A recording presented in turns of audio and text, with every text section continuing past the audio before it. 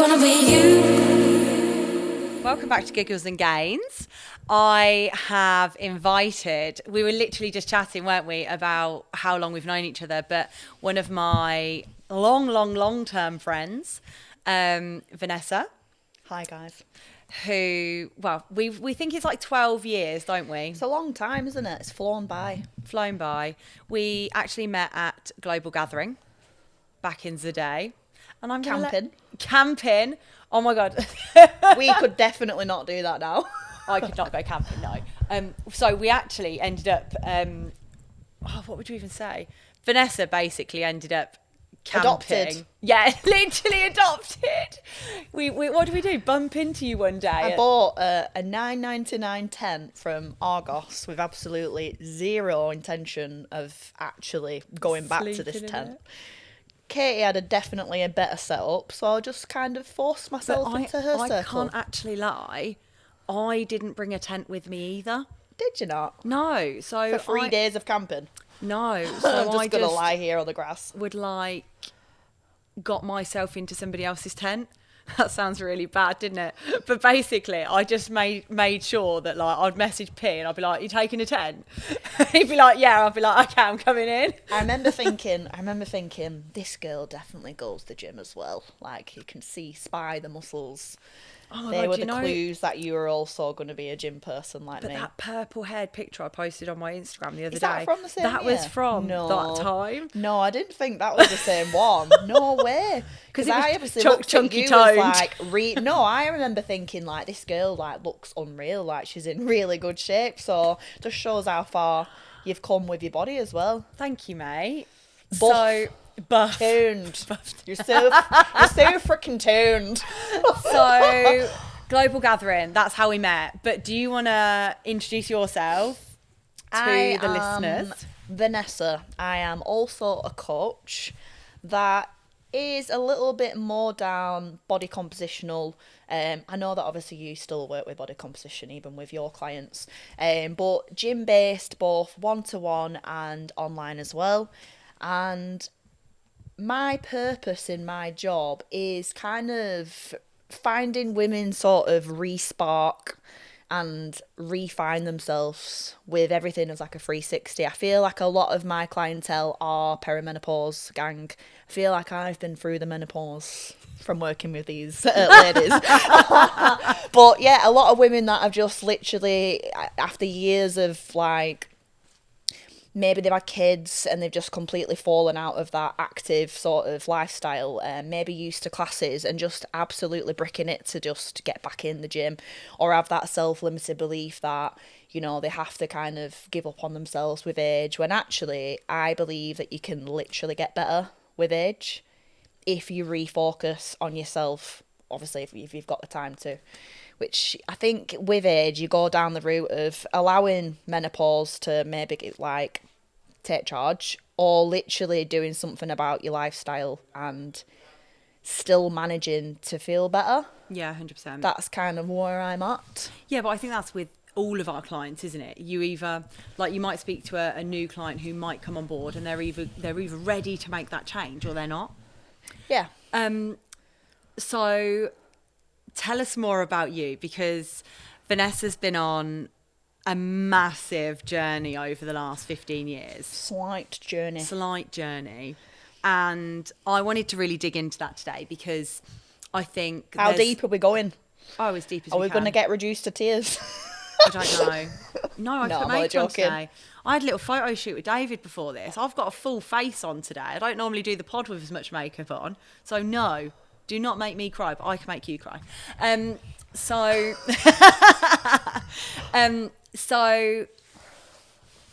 take me... Okay, first... It's like where to begin, isn't it? Literally where to begin. Okay, let's go back to Global Gathering. Let's start there. Yeah. Vanessa at that Global makes Gathering, sense. who was that? Oh, very lost. And, you know, like, sometimes you see, like, partying and raving and festivals as that is the thing to do when you're young. And because you're surrounded by others that are doing that, it's just, well, I think a lot of people do it, don't they? Let's be honest. It's like, yeah, it's we a all thing got that you lost do in when it. you're young. But Mine was just like so much just hard escaping and suppressing. And obviously, I didn't know that at the time, but just completely numbing myself to like just get away from me, which sounds sad, doesn't it? But I clearly, looking back, really did not like who I was. And partying was like a massive coping mechanism. You know, everyone has different coping mechanisms for stuff that they're not dealing well, whether it be partying or even turning to food or like, you know, alcohol, drugs, whatever. And it, for me at the time, it was just normal to do that. And it's normal because of who you're around as well. So, you know, coming away from partying has meant a lot of changes within myself, and facing up to a lot of home truths and digging very deep. But yeah, I just think you can get very lost in it because it's seen as the norm. But I think that's Don't know actually I don't know where your headspace was. Obviously, we've gone through a lot of times where we've not seen each other. So I think for me, I partied, but probably not as hard as Vanessa. She was a fucking animal. Well, I'm one of these. If you're gonna do it, you do it Could properly. do it properly. She was an animal. She would put me to shame. But like for me, I think I never had, like, I didn't really drink or go out the whole of like my teenage years. So I wasn't the type of person who was like down the park or out and about, whereas my sister was actually very different. She was out and about a lot when she was younger. You But was a because I had late to the party. yeah, literally. because I had horses, Mum was like, you got to do horses. If you want to go out, you still got to do horses. So that was just my responsibility. So then when we lost Dad at 17, it wasn't until then that I actually started getting on it and started partying, because like you've literally said, the escapism of it. Yeah. I Because you never- don't know how else to manage. I never grieved for my dad. No. So we lost my dad at 17. Yeah, it's a and lot, isn't it? Well, I didn't expect anything to happen.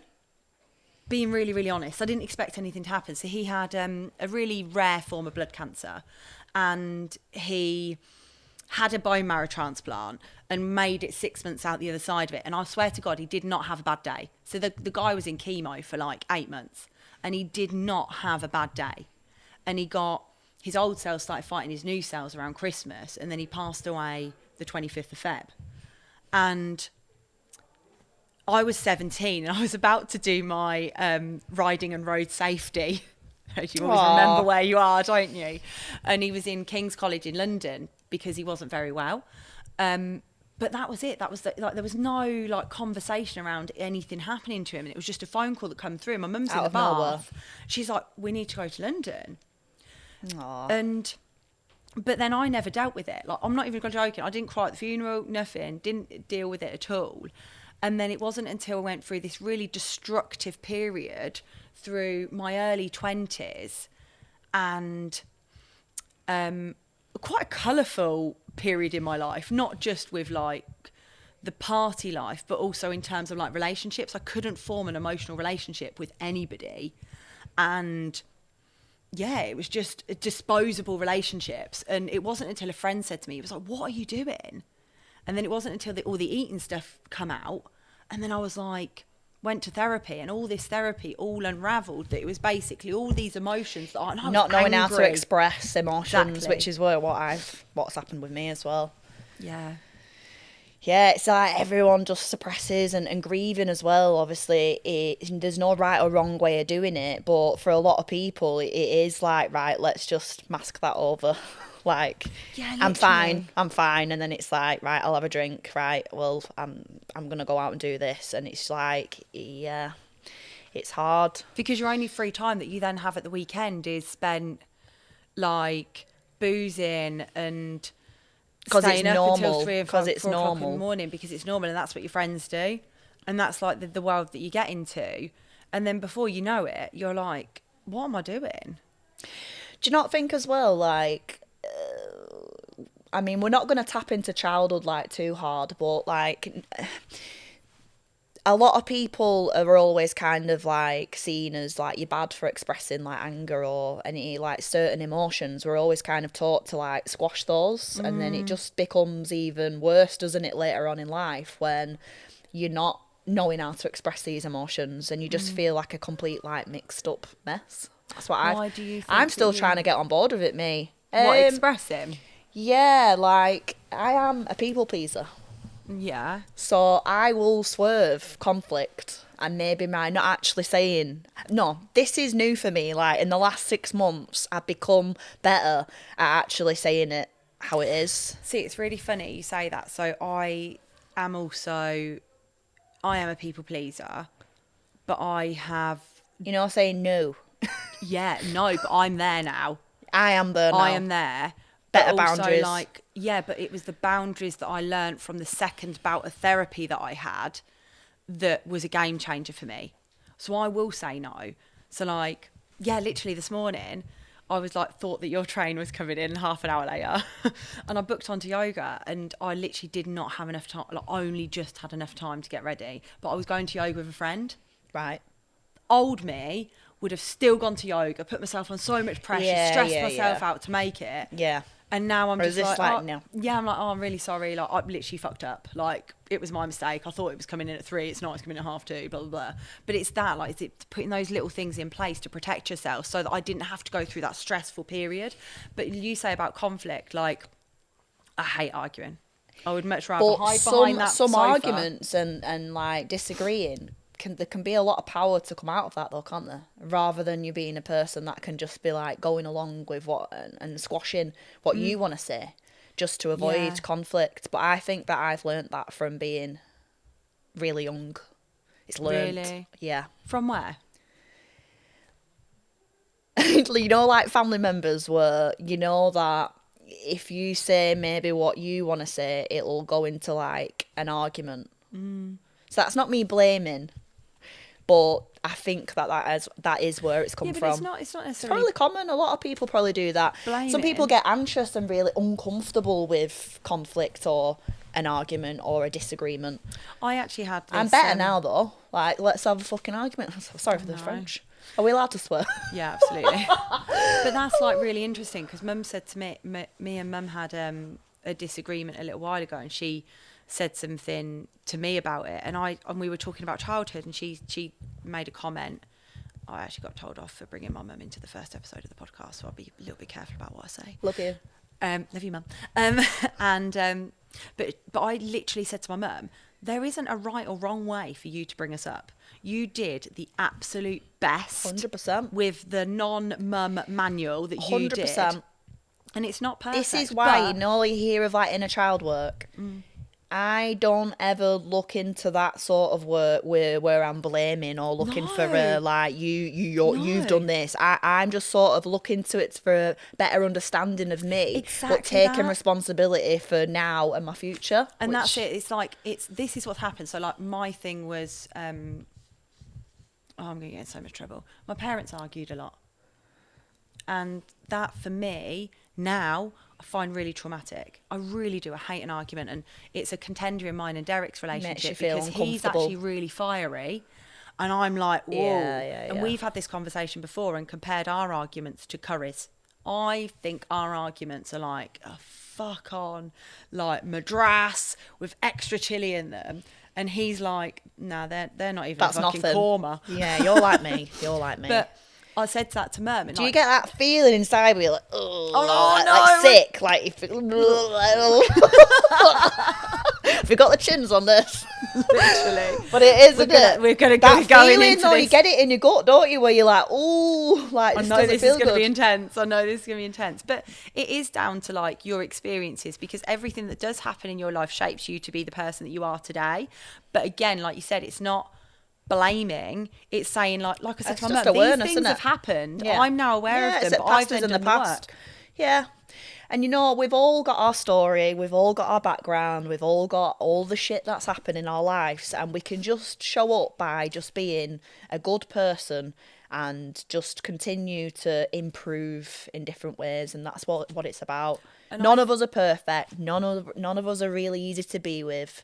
we can just give each other grace, give each other space when needed, and just get on a good level with yourself. And I think there's a lot to say for that as well. Like, but it's also how you deal with that. Like, some people are very much Shut wear off. their experience. No, they wear their experiences as a label. Yeah. Victim mentality. Yeah, 100%.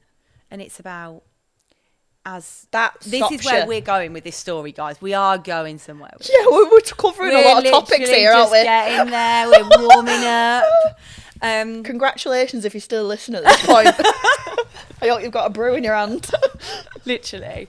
But it's about what you choose to do with it and how you choose to change. And like, let's go back to that. So party mentality, masking, hiding, not dealing. What's changed? Oh my God. So I feel that... Let me go and get a brew. You need 5 Jaffa cakes. So I had a life-changing event in my life. So it was the hardest lesson ever of where I was a registered missing person in Ibiza. And yeah, it wasn't good. Like, the post itself, and I remember seeing the post. It the was post thousands itself, of people shared it on it Facebook. Was and tens of thousands of people. When I say this, we won't go into it in too much detail, but do you know what? I look back, and like you just said, you don't have to let things mould who you are now, but I actually see it as actually a blessing that it's forced me into so much change and forced me into a massive healing sort of journey where I've transformed not just physically but my brain and my headspace and my mental health is miles from where it used to be. So I see it as though it was like a really horrendous experience. I probably end up doing some talks with like young people. I think you're like don't drink, drugs are bad, okay? But yeah, that happened, and I thought that I was dead. And I don't know if anyone has been in that situation where you actually think that you're dead. You can imagine it was next level kind of shit. Yeah, the post. And I'm doing this laugh because this is what like I'm trying to laughing's like I'm not gonna nerves. Laughing's like nerves, and it's like I feel like all my life I have been a person that tries to laugh things off and see the funny side, but even that is a coping mechanism from traumatic things happen. And how long were you missing for? I think it was at least like 5 days. It went over about 4 days. No, it was like 48 hours of me. Yeah, there was a few. There was like wasn't even one hospital involved. It was like a few hospitals. The last one I was in, I was like sedated, and I can't even explain what I was going through like in my mind. Obviously really upsetting for like my mum, and friends had to fly over. My mum flew over. She flew over on her birthday, and that was just like the final straw. And coming away from partying and realising how dangerous it is, and the risks that you're taking, like people just don't realise how easy it can go wrong. And it's like I had to start a new life, which is hard. Like, you're having to like completely like turning sober and coming away from partying. You're left with a lot of things to understand and figure out, and a lot of shit to work through. So it's taken a long time to kind of get on a good level with myself. Yeah, and we kind of catch up maybe every couple of years. We have like it's literally been 2 years, isn't it? Literally have a proper catch up, and it's been 7 years. 7 years since that happened. 7 years, yeah. So 7 years since that happened. It feels like a lifetime ago, honestly. Like, I know. I am a different person. But I think me seeing the change. So it was probably 2 years after that we caught up, and that was at Warehouse Project, wasn't it? When I come to you. Yep. And you were still very much. There was a lot of PTSD there from the event. Yeah, it was like fear of you not feeling safe. And still having like trust issues with even being in a party environment. Yeah, not good. What's changed since then, though? Because now you've gone. Healing. Do you know what, guys? Like, the word healing, it's such like a furry word, and it's like, oh, healing journey, and people just automatically think like, I've just done like a bit of meditation on the end of my working day. But I have gone so deep in it. Like, a lot of it has been deep, like ceremonial, like. Tell us about that, because obviously I've got some understanding of what you do because I see it, and obviously we talk occasionally. Tell me more about your healing journey specifically. Talk me through it. So obviously we could be sat here all day, but trying to minimise it. The last time I saw you was probably about 4 weeks after that. That I was struggling to kind of, because obviously even like since that happened in Ibiza, it was where I kind of still had my toe dipped in a little bit of partying, but just not often. So Yeah. it was like a lot more spaced out. So that's like the last time I saw you, where we went to a festival, didn't we? But it was where I didn't really do that often, but still had my toe dipped in. Yeah. And I remember saying to my mum, I'm not okay. And that's not something that I would ever say to my mum. And since that happened to me in Ibiza, she'd already sort of gone down the route of holistics, become a practitioner herself, done all of like the yoga, the different plant medicines, the working with a lot of different things to kind of heal herself, because obviously all of us have our own like journeys, don't we? But as soon as I said to her, like, I'm not okay, that's when she sort of really got me involved with a lot of the different practices. And there'll be a lot of different opinions on things like plant medicines, but one of the first things that I did that my mum got me onto was Cambo, which I don't know if you know anything about that. Tell me. Oh, how do I explain this? It's like, it stems from like, I think either like the Amazon or like Peru or something, where it's like secretion that is on the frog's skin. So it's like a monkey frog, I think it's called, right? And then the secretion that comes off the frog goes into like some burns. So you have some burns that are called gates on your arm. And you basically go through, once it goes onto the arm, people call it poison, but it's not. It's basically you go through like a really big process of purging. And the purging they class it as like a bit of a spiritual purge, but it works really deep in the gut to kind of pull up toxins that have maybe your body stores as a result of bad experiences, trauma, because it all lives within the body. I mean, I might be explaining this wrong, but that is my take on it.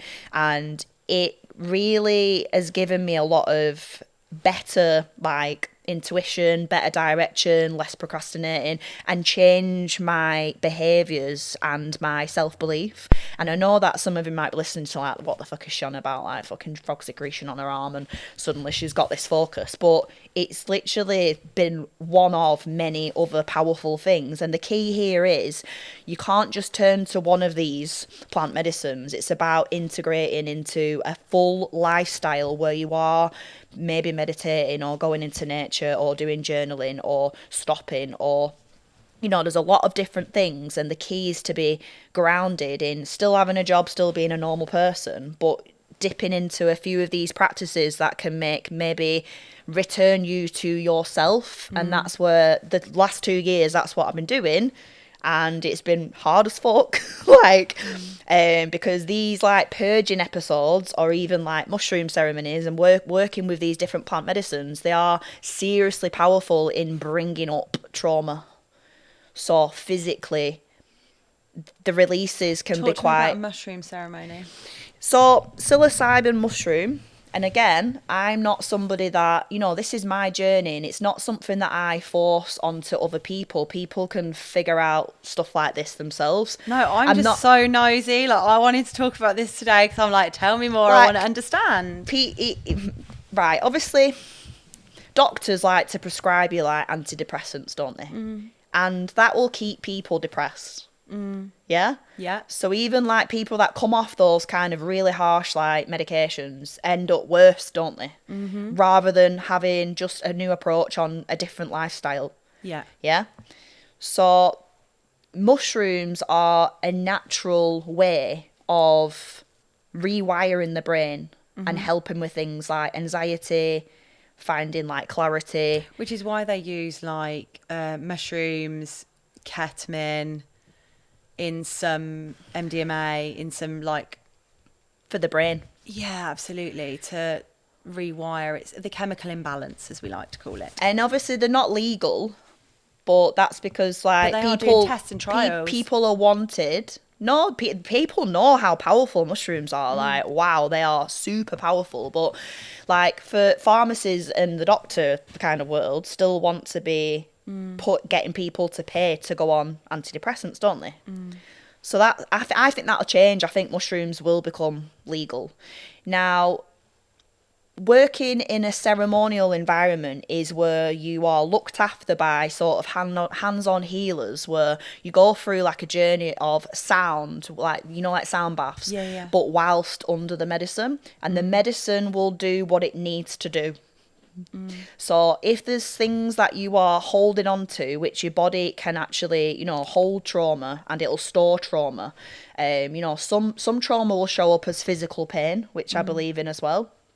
Like, I've had issues with my hip, and I honestly don't think that is just to do with like a physical injury. I think it is just trapped like with your emotion body. I won't go into that just yet, but in a ceremonial environment, which, you know, there's a lot of them out now, you will go through like episodes of finding like answers to things that you didn't even know that you had questions to. So you can actually come out of it after like hours of being on the floor of, you know, you suddenly want to write a lot of things down. And so the releases that I've had, which has been like exorcism level, like ridiculous releases, have allowed me to become very light in myself. And that's what it's about. In healing, it's about becoming not as heavy and a little bit more clearer thinking. And not getting too like obsessed with it. Like, don't get me wrong, I don't do this like every week. Like, I'll get a good chunk of time between each ceremony, but it's just nice to be around other people, you know, that just want better for themselves and just kind of, you know, feel a little bit held back by these feelings that they're sort of like kept in. Some people will microdose mushrooms, so that's obviously not the same process as when you are going through these really big releases. So I take lion's mane daily. Yeah, so that's medicinal mushroom. Yeah. So obviously they can be seriously powerful on like focus, again, your brain health. And I recommend like the tinctures to my clients. Have you been recommending that as well? Because they do like the turkey tail, lion's mane, reishi in like tincture drops. Yeah. So they've definitely helped my clients manage stress. So I started, I get all my supplements now from British Supplements. Oh, yeah. And he popped up on my thing and I started reading all of the reviews, and that was that. And I just ordered them one year, and I've probably been, don't get me wrong, I do still get anxiety. Like, I speak quite openly about it with work and stuff. And but, where do you think your anxiety comes from? Because when we can get to the root cause of that, I already, it's control. It's control and the fear of failure, because it's like, that's not necessarily. No, sometimes that's not necessarily a bad thing. No, like it's the not a fear bad of thing. failure is like you're basically a grafter, aren't you? Yeah, like my anxieties have got me to where I am now. Yeah, and I'm incredibly successful, and like I'm not. I can sound relate like an to arrogant git. I But can relate to that. I'm not afraid to like say fight it. or flight. Yeah, I work fucking hard, but they're like, it's all about like control, and if stuff's out of control for me, then I'm like stupid things like this morning I spoke about the yoga thing. Like, it stressed you out. I would stress myself out over that, because I'm but like, you're better now. Yeah, for sure, because I put the boundary in place. Or like little things, like I've got my day and it's all meticulously planned out, and I'm like, right, I need to go to Tesco's. You always need a plan. Yeah, need to go to Tesco, so that needs to happen here. But if something happens, I can't go to Tesco, so I'm Like, the world's going to fucking end. What happens if Tesco suddenly runs out of food and I can't get any food? But Jesus Christ, I'm just going to go to Tesco's the next day. It's really not the end of the world, is it? But inside, it's like the world has catastrophized. Yeah, Tesco's doesn't close. I am a lot more like, it is what it is. Everything's fine. Do you know what? Even if the building's on fire, I am a very like, everything's fine. I try to like rub off onto my clients a little bit like that, But do you think that's always been the case, or do you think that's changed? Like that's changed the more that I've slowed down. And this is it. Like, we were talking in the car on the way over Slowing here. down. You were like, we were talking about focusing on growing businesses, and we were talking Versus you were saying, healing. Yeah, and like, I'm obviously on full throttle at the minute, work, but the sacrifice of that is this. Yeah. Never turns off. Can't do it all. No. Yeah, and it's one of them, like, when you're self-employed, you're going to go through different phases like that anyway, and it's like a bit of a roller coaster, isn't Yeah, it? 100%. And then, you know, times where you know that you're not really switching off and you do feel a little bit like burnt out, maybe a little bit burnt out and a bit sort of like, then you know that you'll be soon maybe having a bit of time to have like some serious slowing down time. Yeah, and get I on guess a that's level with why yourself. I travel a lot, because I know when I travel, Well, there you go.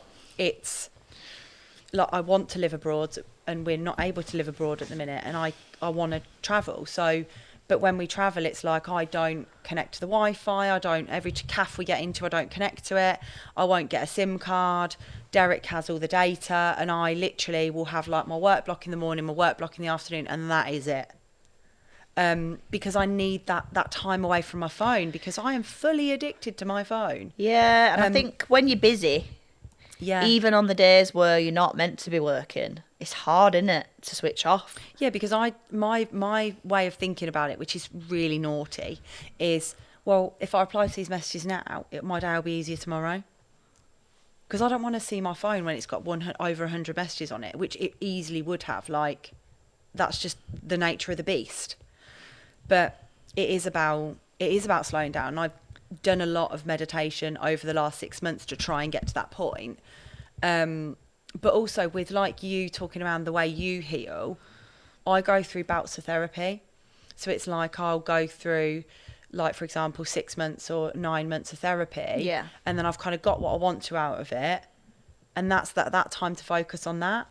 But, like, you just take different moments, don't you? Like, I know at some point I want to dig deeper into, like, the work-life balance routine. I'm just not ready to do it yet. And I've spoken to Claudia about it, and I've said to her, like, that is something I want to dig into, because she knows, she told me, the reason I throw myself into work is another reason, because I'm not dealing with something else.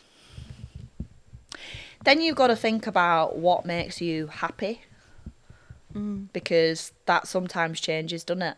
Yeah, for So, like, it's pushing business and having a thriving business is amazing. Like, there's no doubt about it. But I have sometime in the last sort of year, probably most of this year, I haven't been business minded. I have a little bit in the last like few months, but most of the year I have took the hit of not being really, I've not really pushed business. Don't get me wrong, I've still done well and attracted like my people, but I have kind of allowed myself to be a little bit more like focusing on me, because I've known that some of the stuff that I've needed to deal with has been massively affecting me. Yeah. So I've been forced in a way. I've not just I have chose to do that, but it's took all my life. I'm 35. It's took all my life until now to be like, no, this is a really big thing of you. But also, a lot of that stuff was holding you back in other areas of life, like relationships, meeting somebody. Like, it was holding back there. Yeah. So without dealing with that, and I guess for me, I've dealt with it in different ways. Like, I've had the therapy, I've done the therapy, so that's then solved that problem. And at the minute, like, the idea is to take a little bit of a back set, but I'm still in my early infancy stages of where I'm at. Yeah. And it's not stable yet. Like, it took a massive hit last year. Like, I grew the first 6 months of being online. And then I had a really rough 4 months. a few things happened, and it was bad. It was really bad. Where And you just couldn't work as much. no, I I don't know how much detail I want to go into it.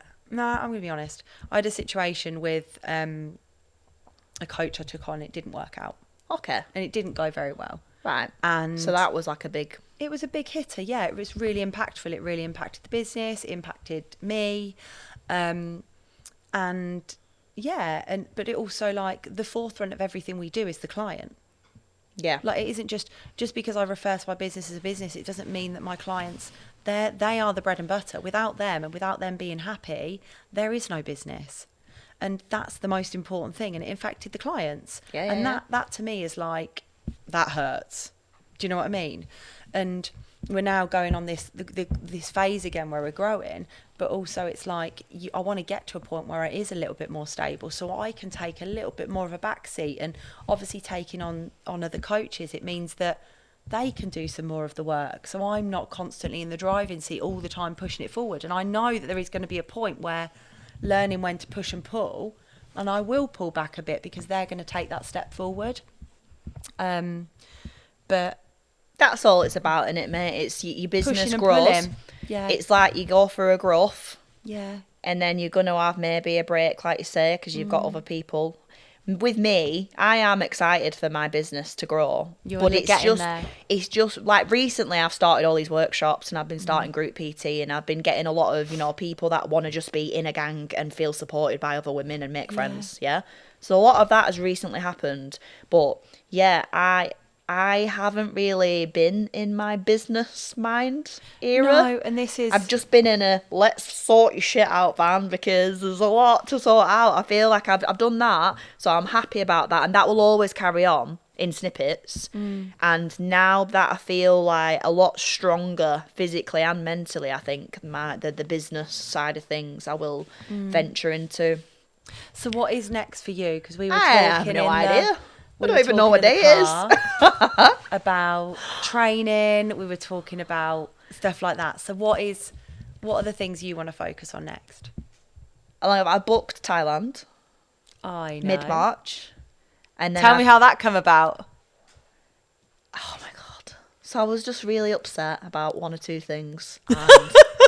And I was just literally sat outside the sunbed shop and was just on Skyscanner like... And you were messaging And I remember messaging you saying, like, what about Bali? And then you was like, no, like, it's just beach clubs. That's not what you want. And then obviously you've said, like, Thailand. And to be fair, it's never really sprung to mind. I think Bali only sprung to mind because my clients just come back and it looked amazing.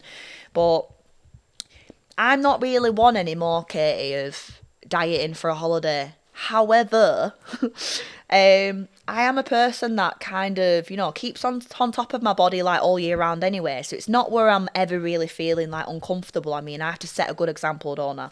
So I think I still will push myself hard now to that, for business reasons. Like, it's not even... You can inspire you can inspire your team, can't you? You can inspire others. And obviously I've gone from being really morbidly obese, and so the transformation that I've made so far has been insane. But it's like, do I need to stop at that? And there's going to be phases where, no, you don't need to get leaner, Van, because you can be quite happy in your body now. But I just think, let's just get in a little bit better shape for your holiday. Yeah, but I don't think that is bad. And I don't think it is bad saying it's for a holiday. Like, at the end of the day, like, you every day is you every day. But this isn't every day. You want to do it for, like, the best. It's a bit of focus. Of you. And also it's a bit of inspiration, for, like you said, for your clients. It's a bit of inspiration and it's a bit of extra focus. I booked a photo shoot like 3 days before it, and again, I know that you mentioned that you've done shoot for your clients. Now, I've gone through so many different feelings about photo shoots, and in the past, photo shoots have not been good for me.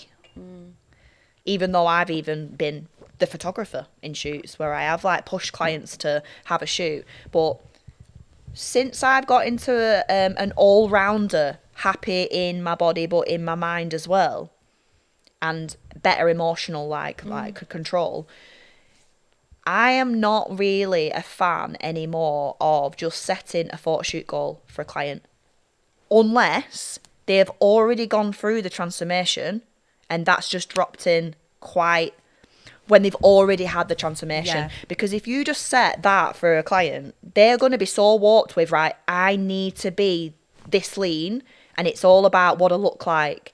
And So- that can be toxic for so many people. Our confidence shoot. That's why it's called a confidence shoot, because it's not just about that.